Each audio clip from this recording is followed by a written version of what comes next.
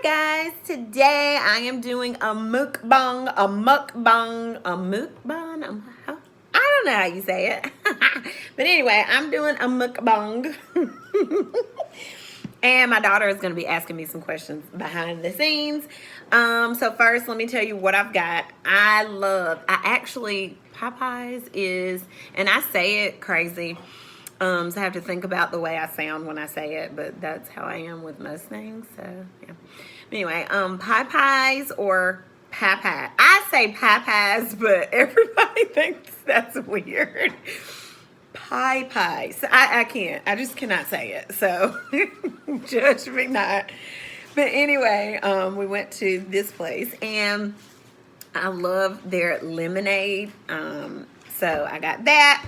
And I have a spicy chicken sandwich. I am not like a big fan of this over Chick-fil-A. I think there's no comparison over either one. I think the best chicken sandwich there is going to be from Bojangles. So I love Chick-fil-A, but it's really not as big as everybody says it. Like, I just love Chick-fil-A's customer service. And that's Jesus's chicken. Like, y'all have to realize he made that chicken. My whole complaint with Popeyes is typically you're gonna have to wait on something, and it's just too much. So it is what it is. But whatever. So anyway, I got corn on the cob, and I'm going to put my taco seasoning on it. I love corn on the cob with taco seasoning. So there we go for that. I just made some taco seasoning. I have a video where I tell y'all how to make it. It's really simple. And then I got the fries, and excuse the nails, it's quarantine. I can't wait to get them done again, but this is what we're working with. And there's my sandwich. So let's get into the sandwich. Looks pretty good. I mean, it's pretty big. I'm sure I can't eat all of this, but we're gonna attempt to and enjoy every moment while we're doing it. Okay, so you guys are gonna get to hear my questions and watch me eat, because apparently this is a thing. Okay. So the first question is that I just made up. How was it like having like the whole process of the bariatric surgery or whatever it's called? Okay. This is spicy. Okay. Good. I am getting some heat up on here. And keep in mind, I asked for original. So, yes, I had bariatric surgery. Excuse me. This spice is getting caught up. But, I had it 7 years ago now. Gastric sleeve. There's quite a lot now that I can do that I couldn't do at the very beginning. I did lose 75 pounds. And I've kept most of it off. I will fluctuate no more than 20 pounds over where I was. So, I should definitely not be eating this at all, but I am, and I'm enjoying it, and I don't feel guilty about it at all. But I wouldn't go back. I wouldn't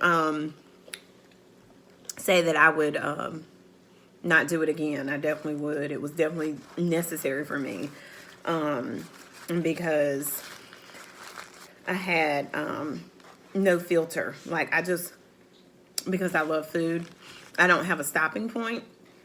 And so I think it definitely would have led to a bigger, much huger version of me and a early death.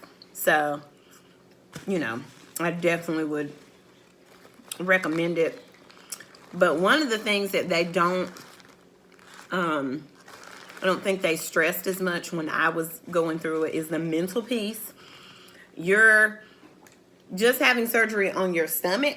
You're not having surgery on your mind. So you leave that surgery that same person really that you were the day that you had it done. And you're still going to make or can make some of the dumb mistakes that you made to even get you in the point of needing the surgery. So you have to keep that in mind too. But I don't regret it. That's all you wanted to say? Yes. All right. Next question, how many kids do you have? So, currently, I have 2 children. 2 daughters. My oldest is 14, and a half. She wants y'all to know that. And my baby is 11 and a half. So, the interesting part is both of them are born in July.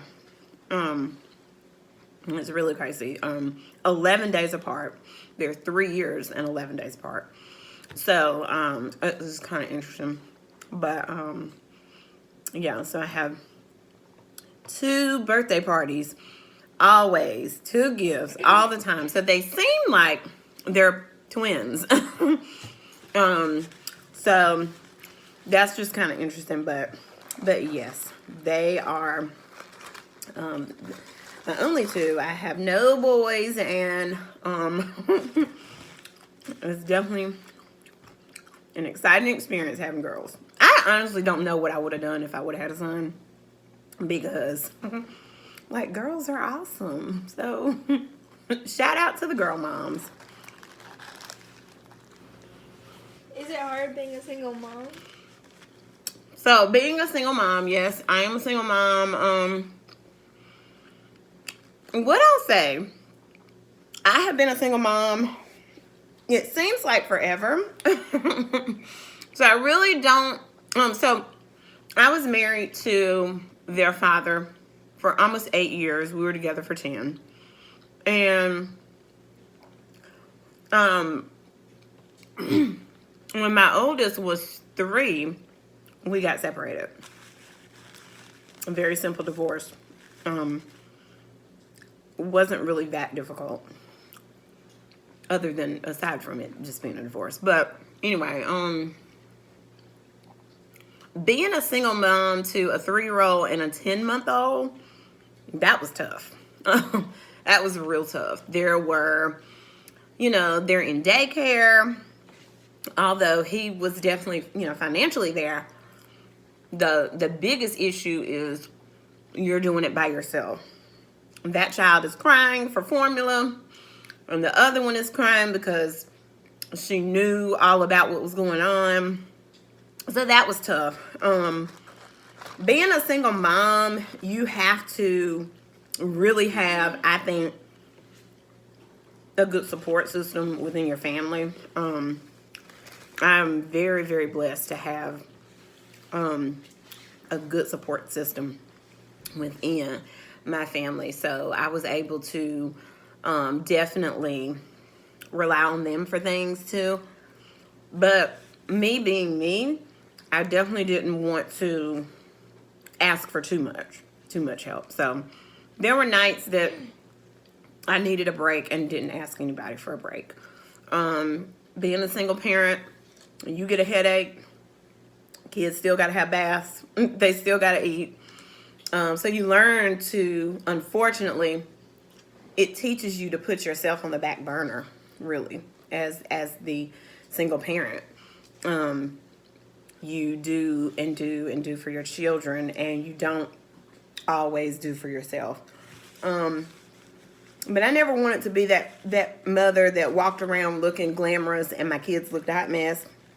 So I always made sure that, they were looking amazing. And, if I got my hair or my nails done, then that was a plus. But, that's just what it was when they were younger. I have been very blessed that I have always had a good job because I have education. And so that's one of the pluses, I think, of being a single mom and not having to struggle financially because I have a good job and I have that education. So I think that makes it 10 times easier. That being said, do you like college? Did you like that experience? Definitely. I think college teaches you a lot. It gives you like a stepping stone to get to, aside from the whole educational aspect. But college gives you like somewhat independence without totally being on your own. So I had to stay on campus my first 3 years of college, and then I was able to move off campus. I had an extended college experience because I sat out for a year because I thought working was a good idea against my daddy's judgment. So it ended up making me stay in college longer. And then when I finally went back, after taking a year off, I came back part-time and did part-time for another year and then went back full-time. So crazy. Don't do it. Stay in college the whole time, full-time. Don't worry about working. Just be broke like everybody else. That's fine. You will eventually pay bills and hate them. But I just wanted stuff. I wanted a new car. So I went and got a car. And I wanted a job. And I wanted all these things. And I got them. But it just kind of prolonged college for me.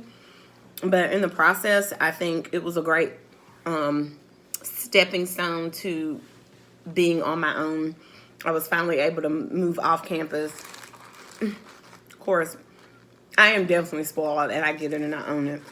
My parents definitely taught me a lot, but when I moved off campus, my parents were still paying my rent, so I really was still halfway independent. I wasn't totally independent, but I think I'm two ways on it.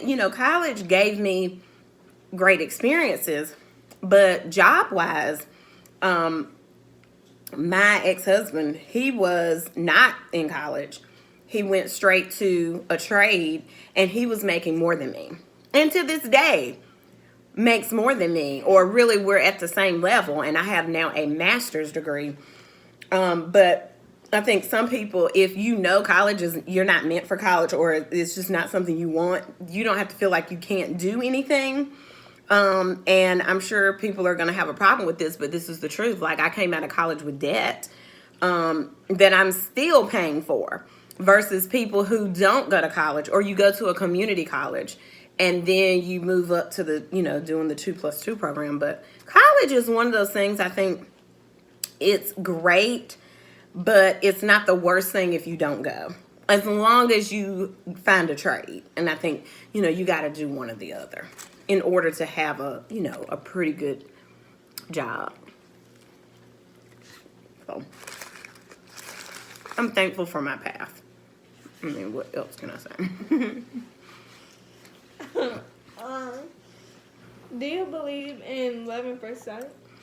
Oh, no. Love at first sight, I do not believe in. I think that's crazy. I think you can like at first sight. You can lust at first sight. But to fall in love as soon as you see somebody, I think, no. I don't think you really get love and what it is when you first meet somebody. That's impossible. In my head, I think that's impossible. And no, that's never happened to me. I just don't believe in that. I think that's crazy. And anybody that has fallen in love at first sight, literally, you just meet the person and y'all now in love, comment down below. I need to hear your story because I just don't believe it. I find that very hard to believe. So no, I don't believe in that. What is your ideal boyfriend/husband? The interesting part is asking me this question 10 years ago, 15 years ago, when I was getting married. Was it 15 years ago? No, it was about 17, 18 years ago now. I think about it, because she's, you're 14. So that would have been about 16, 17 years ago.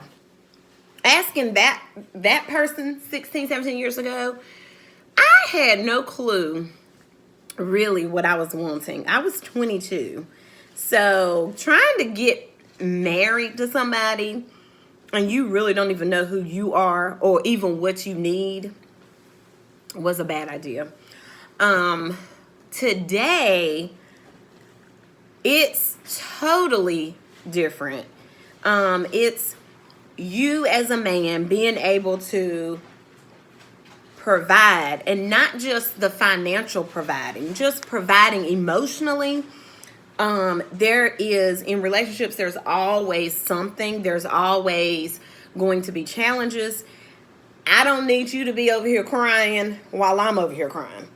You're going to have to be that man that's going to be able to, not snatch me up logistically, but I'm saying not literally snatch me up, but to be able to say, I got this. This is the path we're going to take, and really have some direction yourself. So, just definitely being able to lead, and literally being capable of that. That's important. Being secure within who you are, and you got to be going somewhere. You got to have some kind of direction, some kind of drive. I don't want to be your drive. I don't want to have to teach you too much, really, because I'm too old to be teaching people stuff other than my students, and my kids. So I think that's one of those things is being secure in who you are and understanding the type of woman I am. I have been an independent woman for a long time, so you're going to have to be able to show me how to, sit down sometimes and shut up, but respectfully. So, there's that. Of course, being respectful, knowing God, having a relationship with God, that's important. And wanting God to be in our relationship.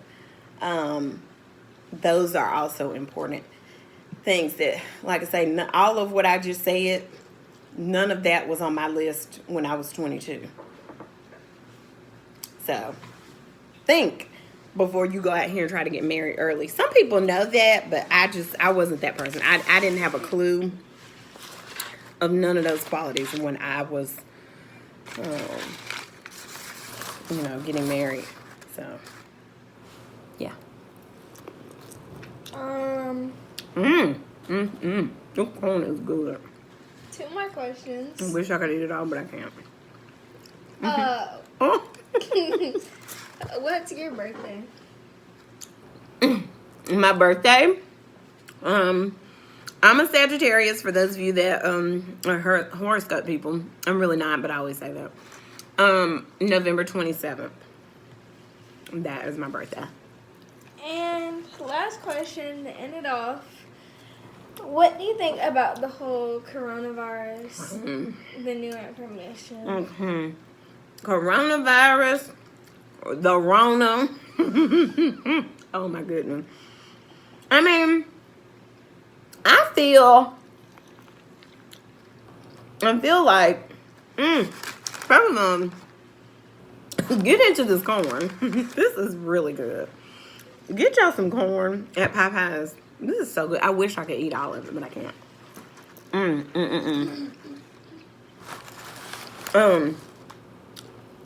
But the way I feel is, I feel like, and here again, I'm sure this is not popular belief, or people are going to probably get mad, but I feel like where they say things are, I feel like this could have all been taken care of in 2 weeks. And this is just me being me. I have no clue about what I'm saying. This is my thought, my ignorant thinking at this point, because I really don't have anything to back this up. And I'm okay with that, because I don't make the rules anyway. So, boom.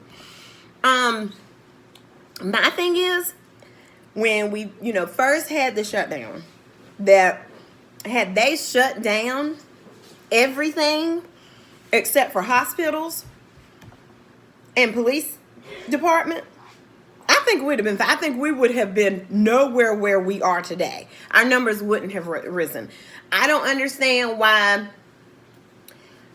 I can't go get my nails done and go buy hair products in the store, but people can go walk in Harris Teeter. They can go walk in Walmart and go buy pots and pans. You can go into Home Depot. You can still go get your oil changed. Like, it's too much. Like, shut the world down for 2 weeks. Okay? And I mean, look, I've been going to, Harris Teeter, the express delivery. That's a blessing from up above. Amazon Fresh Orders, for y'all that know, Amazon will deliver your groceries to your doorstep, has been an amazing blessing to me. But if they shut things down for 2 weeks, the food that we have in our pantry and the refrigerator and freezer we were gonna survive off that for 2 weeks, and we would have been fine. Now, would it have been amazing? We might would have ran out of some stuff, yeah, all that. But for 2 weeks, shut the place down. Nobody's going into restaurants. Nobody's going into grocery stores. You don't have to infect workers. You don't have to infect the public. CVS, okay, I forgot to say that I should have, if this were my world and I had the rights to do all of this, I would also have to keep a drugstore open, and we know CVS is always better than Walgreens. So keep the drugstores open, but drive-through only. Right? Dentist offices, no, that's not essential at this point. Go to the emergency room. So we got the hospitals open, CVS, right? We don't even need gas stations open really at this point. 2 weeks. So fill up your tanks. If you're essential workers, then maybe they can open it for those people. But those essential workers, I think we've got too many people that are sitting at home because they're not considered essential workers, and too many people that are considered essential workers that really shouldn't be. I just think it's one thing, like, aren't we all essential workers? We all need our money. So if this is what we're trying to do to get this disease from spreading all over the place, then why don't we just shut the place down for 2 weeks?